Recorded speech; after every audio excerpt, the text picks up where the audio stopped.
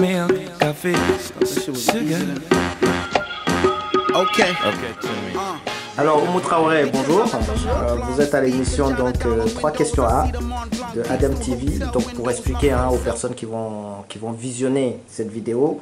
Alors, Adam, c'est l'association des diplômés et étudiants maliens qui a été créée ici en France et qui rassemble effectivement les étudiants maliens de France, mais du Mali et de toute la diaspora à travers le monde.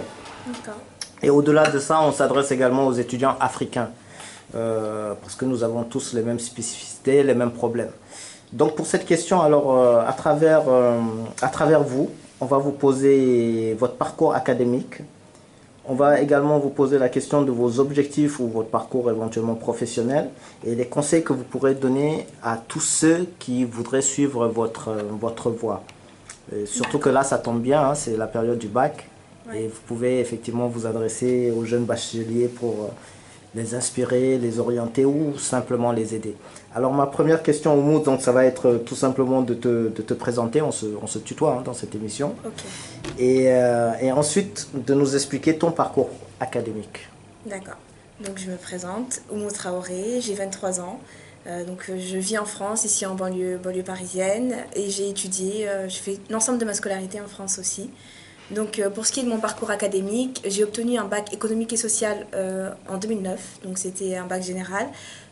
Après quoi, donc, je me suis tournée vers une formation universitaire, une formation multidisciplinaire, donc avec beaucoup d'axes, que ce soit l'économie, le droit, gestion, mais aussi les langues étrangères. Et donc une formation pluridisciplinaire avec un rayonnement international donc, qui privilégie les langues et les relations internationales. Donc j'ai fait une licence en administration et échanges internationaux. C'était à l'université de Paris-Créteil.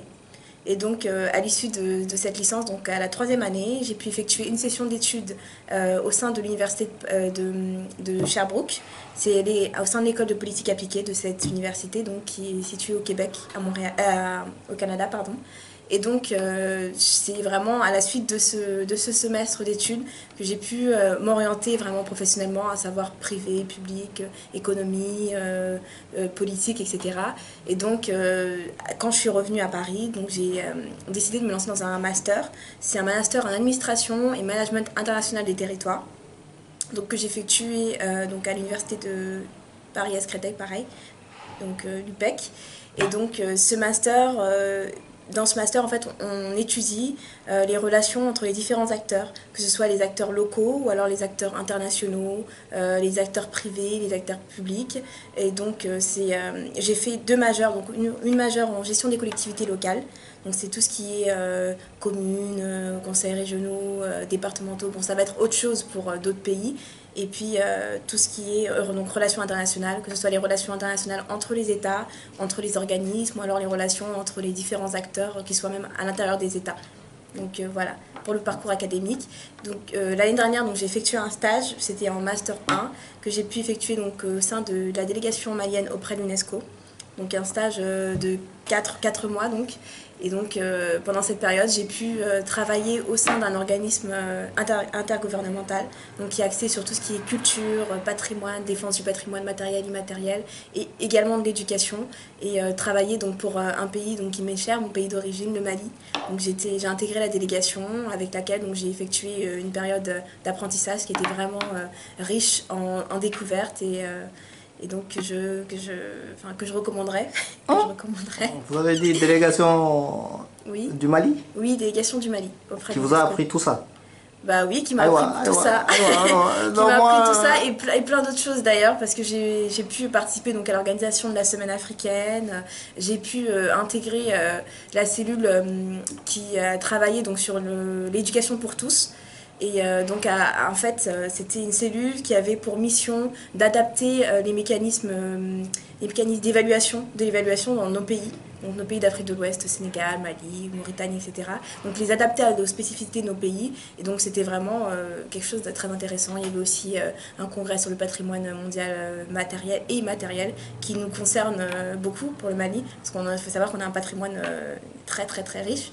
Et donc, pour ces raisons, c'est important d'étudier les mécanismes et tout ce qui est possible, que ce soit en droit ou quoi, pour défendre ce patrimoine. En tout cas, délégation du Mali, bravo, hein, il ne faut pas avoir des préjugés apparemment. Non, il ne faut pas. Et, oui. Et donc, ce qui me mène à la deuxième question qui est votre parcours ou vos objectifs plutôt professionnels. Mes objectifs professionnels. Donc là, en fait, je suis en Master 2. Donc je termine cette année avec un stage de fin d'études. Et donc, après ce Master 2, j'envisage de travailler, enfin, mon vœu le plus cher, disons. Et mon objectif, ce serait d'intégrer un organisme intergouvernemental. Vraiment un organisme donc, dans lequel je pourrais travailler dans tout ce qui est les domaines de l'éducation ou alors de la protection des droits de l'enfant. Ou alors des diversités culturelles et des échanges de la multiculturalité. Vraiment, donc un organisme qui engloberait tout ça. J'ai l'impression de citer l'UNESCO, mais effectivement, c'est vrai qu'avec cette période d'apprentissage, j'ai pu découvrir vraiment un domaine qui m'intéressait. Cette façon de travailler avec des gens qui viennent de plusieurs horizons, d'avoir des travaux différents, etc. C'est vraiment quelque chose qui me passionne. Maintenant, j'aime bien aussi tout ce qui est coopération décentralisée. Donc la coopération décentralisée, ça va être la collaboration entre des acteurs locaux qui sont dans des pays, par exemple ici la France ou d'autres, avec d'autres pays, par exemple le Mali. Donc ce serait bien, ça me permettrait d'allier les deux pays qui me sont chers et d'effectuer donc un travail qui me permettrait de travailler avec des acteurs maliens, des acteurs français, etc. Ah, voilà. Ministère des Affaires étrangères du Mali, République du Mali, gouvernement de la France également. Vous avez déjà écoutez ce message, hein, vous avez une candidate toute trouvée. Oui, bon, parce que Fuite pour des ce qui est compétences, ne de le niveau loupez pas. étatique, diplomatie, bon, disons qu'on laisse ça peut-être à plus tard. Peut-être à plus tard, c'est pas vraiment mon objectif premier. D'accord, mais Ouais. de toutes les façons, on enverra votre CV à la fin de vos études. Très bien. Et on verra. UNESCO aussi, hein, UNESCO, on transmettra. J'ai vu aussi sur votre parcours que vous êtes vraiment engagé, notamment dans la question de l'enfance également. Donc vous aidez beaucoup la cause des enfants. Est-ce que vous pouvez nous en parler un peu par rapport à cet engagement que vous avez? Oui, alors en fait depuis 2009 maintenant, donc je suis membre actif d'une association qui s'appelle SO, donc c'est A Smile for Zero Orphans in the World. Donc c'est un sourire pour les orphelins du monde. Et donc on travaille avec des structures qui sont en Afrique, donc principalement au Mali, mais aussi en Égypte, au Sénégal. Donc des structures qui encadrent les enfants. Donc il y a des orphelinats, il y a aussi des écoles ou alors des centres d'accueil. Et donc on travaille avec eux pour les aider financièrement, les aider dans tout ce qui est développement des études, etc. Et donc je suis membre et puis je suis responsable du pôle communication. Donc je m'occupe de tout ce qui est organisation événementielle à but de récolter des fonds, ou alors à but de faire connaître un peu plus l'association et tout ce qui est relations presse, etc. Donc au sein de cette association.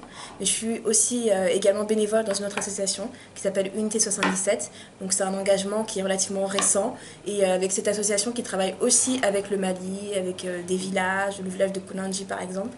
Donc avec cette association, donc, on effectue aussi des actions pour valoriser et aider ce village dans son ensemble. Donc ça va être, là on a un but en fait de la construction d'un château d'eau. Donc voilà, on essaie de récolter des fonds pour ça. Donc avec ces deux associations avec lesquelles je travaille et que j'aime beaucoup, et donc ça me permet de développer des compétences professionnelles aussi, autres que je pourrais acquérir dans un domaine plus structuré, plus professionnel ou alors académique. Et puis je vous encourage vivement à aller voir leur site, donc so.o.w. Ils ont leur page Facebook, ils ont leur site internet, allez sur Google, vous tapez SO. Et Unité 77 aussi, sont des associations vraiment qui sont engagées et qui font beaucoup de choses pour les enfants, pour la pauvreté. Allez-y directement et vous verrez, vous serez sensibilisés. Alors la dernière question que je vais vous poser, ou avant-dernière, mais la dernière, ça sera quel est le conseil que vous pouvez donner, un conseil à ceux qui voudront suivre votre parcours? Alors conseil, conseil, je ne sais pas si je peux vraiment donner des conseils, mais si je pourrais donner quelques axes, disons, en fait, je pense que tout le monde, à la base, on a des rêves, des aspirations qui sont particulières et propres à chacun. C'est-à-dire, voilà, moi j'avais comme objectif de travailler avec plusieurs États, après finalement d'allier avec l'éducation, etc. Donc plusieurs choses comme ça en tête. Et en fait, il ne faut pas se mettre de barrières. Moi, c'est ce que je pense. Il ne faut pas se mettre de barrières ou alors essayer de rentrer dans une case définie d'un métier ou alors, etc. Donc vraiment ne pas se donner de barrières, avoir des rêves et pour les concrétiser, ces rêves, il faut les transformer en objectifs. Des objectifs qui seront concrets et qu'on pourrait se donner tous les moyens pour les atteindre. Donc voilà, c'est le conseil que je donnerais. Donc vraiment des objectifs, toujours des objectifs. Tout au long de sa carrière, des objectifs. Tout au long de sa carrière, un apprentissage aussi. Se dire que c'est pas l'apprentissage, il finit pas à l'école. L'apprentissage, il se fait tout au long de la vie par différents moyens, des apprentissages de la vie, etc. Et vraiment garder l'esprit ouvert et se dire que chaque jour, on a quelque chose de plus vraiment à apprendre. Et donc, ce serait mon conseil aussi, apprendre tout au long de sa vie et se donner des objectifs. Voilà. Super, super.